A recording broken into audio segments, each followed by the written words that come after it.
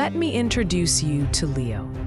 If you had met him a few years ago, you would have met a man in a hurry. His life was a checklist, a race from one accomplishment to the next. Get the degree, get the job, get the promotion, get the car, get the next big thing. He measured his life in outcomes, in results, and he was, by all accounts, successful.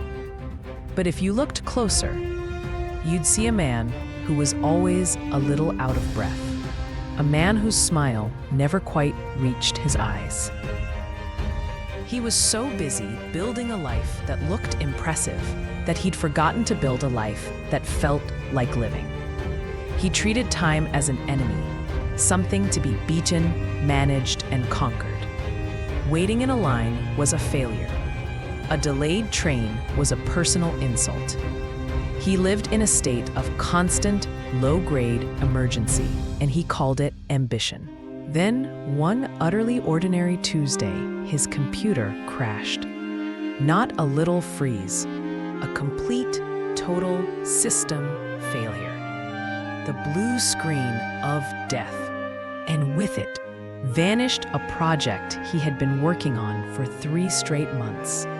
A project that was due in 2 days. Leo did what any man in his position would do. He panicked. He called tech support. He begged. He pleaded. But the answer was the same. "We can try to recover it, sir, but it will take time. You'll have to bring it in." The wait could be a day, maybe 2. For Leo, this wasn't an inconvenience. This was a catastrophe. His whole world, his carefully constructed timeline, was crumbling. With no other choice, he drove to a small, quiet repair shop on the other side of town. A little bell chimed as he walked in. The air smelled of old coffee and dust. Behind the counter was an elderly man. He moved slowly, deliberately. He took Leo's laptop as if it were a fragile artifact, not a broken machine. "This will take some time," the old man said, his voice calm and deep. "Patience," he added, with a gentle smile. That word felt like a challenge. Leo sat in the only chair in the waiting area, his knee bouncing up and down. He checked his watch. Every minute felt like an hour. He scrolled angrily on his phone, his mind racing with all the things he should be doing.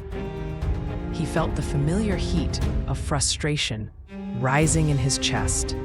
This was a waste of time, a complete, utter waste. After what felt like an eternity, the old man emerged from the back.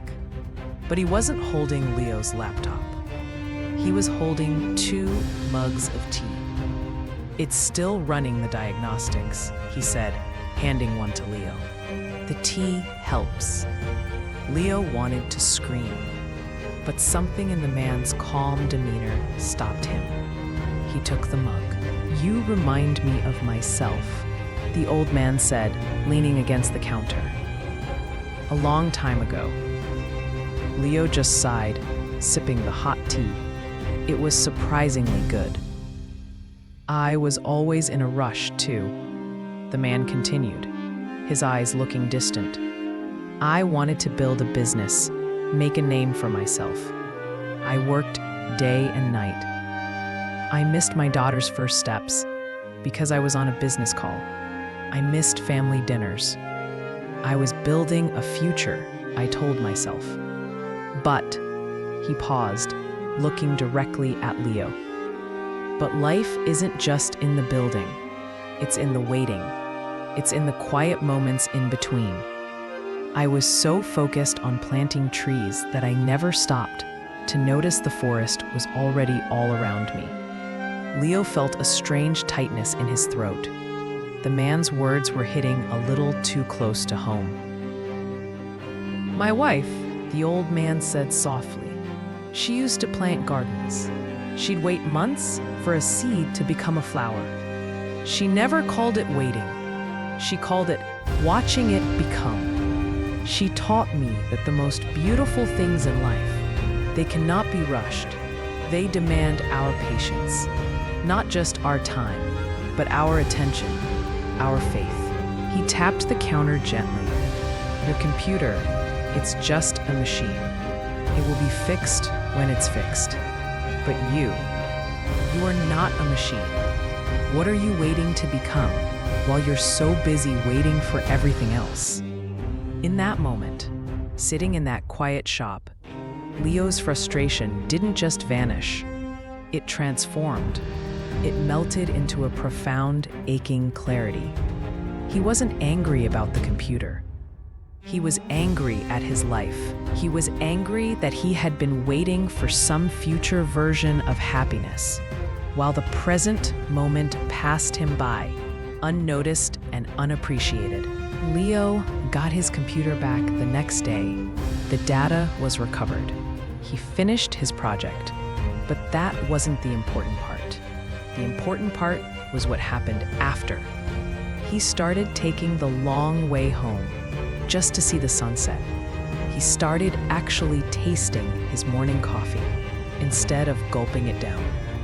He called his parents, not out of obligation, but just to hear their voices. He learned to sit in silence without feeling the urgent need to fill it. He learned that patience isn't about sitting around doing nothing. True patience is an active state of trust.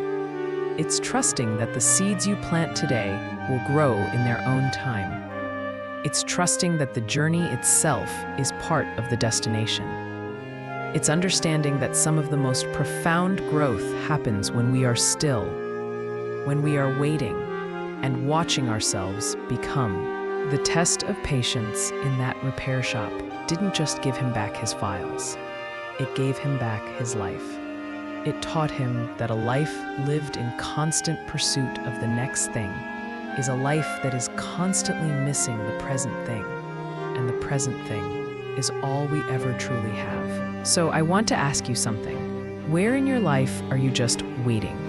And where could you choose to be patient? What is that one thing you're rushing that might actually need your quiet faith instead of your frantic energy?